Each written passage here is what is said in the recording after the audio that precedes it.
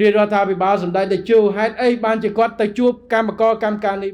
គាត់ថាអាជ្ញាធរក្រសួងការងារគាត់ខំប្រឹងបង្កើតឲ្យគោលនយោបាយមួយចំនួនគាត់បានដាក់ចេញមកហើយ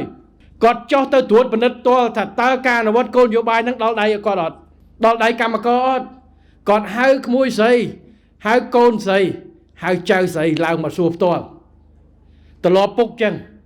បើគាត់ឲ្យខ្ញុំយកអីវ៉ាន់យកទៅឲ្យកងទ័ពអាវល្ងាអាវភ្លៀងគាត់មិនស្ដាប់របាយការណ៍ខ្ញុំថាពុកឲ្យខ្ញុំបានយកទៅឲ្យគាត់ទូទៅសួរកូនតាហ៊ានបាននៅប្រយ័ត្នយកទៅដាក់ចោលក្នុងឃ្លាំងអត់ឲ្យតាហ៊ានទៅទៅមកនឹងហើយសម្ដេចតេជោហើយលោកក្តាប់តាមពួកការងារគាត់ល្អិតណាស់បើគាត់មិនអត់ចឹងគាត់ដឹកនាំប្រទេសបង្រួបបង្រួមជាតិមិនបានទេបាទបើគាត់ក្តាប់មូលហេតុក្តាប់បញ្ហាមិនបានរកដំណោះស្រាយច្បាស់លាស់ប្រហែលជានៅមិនបានទេនេះហើយជាបញ្ហា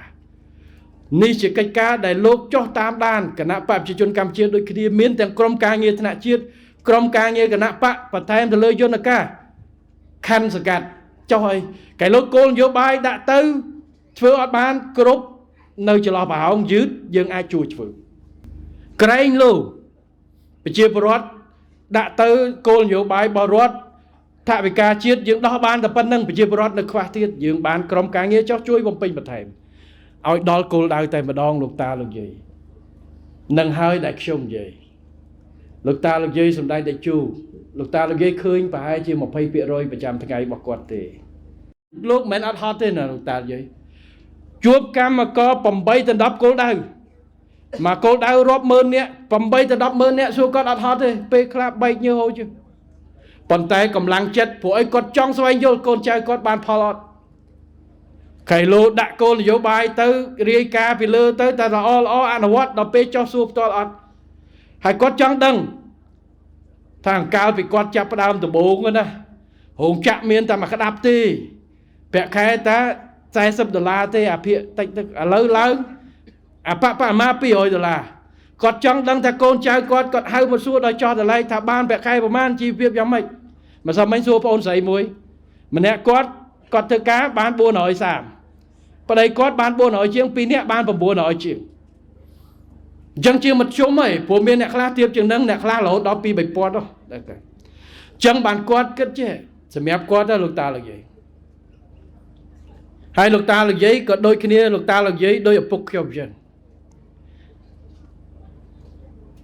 ខ្ញុំដូចចៅដូចកូនលោកយាយអញ្ចឹងព្រោះឪពុកខ្ញុំគាត់ឃើញភ្នំពេញតាំងពីកំសត់កំរតាំងពីមនុស្ស20នាក់តាំងពីអត់អីទាំងអស់គាត់ឃើញរហូតដល់មនុស្ស2លាននាក់នៅភ្នំពេញហើយកាន់តារីកហើយយើងធ្វើម្ចាស់ផ្ទះអាស៊ានមានហេដ្ឋារចនាសម្ព័ន្ធគាត់អញ្ចឹង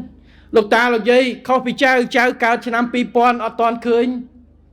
ពេកឯងកាលមុនមិនទេលោកតាលោកយាយពាក្យបទចម្រៀងនេះដែលថាពេកអាញមើលទៅឃើញដាច់អាឡ័យបែរលោកតាលោកយាយអាចនឹកឃើញជំនាន់នោះហេតុអីបានលោកតាសិនស៊ីសមុទ្រសរសេរអញ្ចឹងដោយពីមុនវាដាច់ចល័យមែនអញ្ចឹងបែរលោកតាលោកយាយឃើញឥឡូវបានឲ្យតម្លៃនៃការអភិវឌ្ឍនៅនឹងកន្លែងខ្ពស់សម្ដេចតេជោដូចអញ្ចឹងគាត់ចង់ចោះថាតើគាត់ខិតខំប្រហែលឆ្នាំនេះបានផលដល់កូនដៃប្រជាពលរដ្ឋអត់បានមែនហើយគាត់ថាមិនអស់ចិត្តទេគាត់នឹងខិតខំប្រឹងប្រែងដើម្បីឲ្យកាន់តែល្អចឹងបានចុះទៅម្ដងគាត់បង្កើនគោលនយោបាយមន្ត្រីរាជការយើងបង្កើនកម្មករកម្មមុនលោកតាលោកយាយទីហោរឿងជឿផ្ទៃពោះចឹងតែពីអាចមានកូនចៅលោកតាលោកយាយខ្លះពេលកាលមុនប្រាក់ខែ50%ព្រោះអត់ទៅធ្វើការគេអត់ឲ្យឥឡូវគឺឈប់បានប្រហែលដូច3ខែហើយប្រាក់ខែ120%លោកតាលោកយាយណាកាលមុនអត់មានពេលព្យាបាលឈឺជំងឺត្រូវទៅព្យាបាលខ្លួនឯងចេញលុយខ្លួនឯងលុយបានមួយខែ$40-50ឈឺទៅទៀតតែឥឡូវប្រាក់ខែក៏ច្រើនថ្លៃទឹកថ្លៃភ្លើងក៏រដ្ឋជួយទប់គ្រប់គ្រងថ្លៃទឹកមិនមែនថាព្រោះវិស័យឯកជនយើងពិបាកដែរប៉ុន្តែទប់កុំឲ្យឡើងលឿនដូចថ្លៃជួបផ្ទះថ្លៃអីសម្ដេចចុះទៅកម្មការនេះមានផ្ទៃពោះកូនមួយជួយប្រមាណកូន1គុណ2គុណប្រមាណបើពីណាកូនម្ដង3កាន់តែច្រើនមន្ត្រីរាជការដូចគ្នាឥឡូវគិតទាំងពេលចូលរត្រេតតើមានប្រាក់រត្រេតឲ្យទៀតការប្រកាសមន្ត្រីរាជការដូចគ្នាលោកចង់បានអញ្ចឹង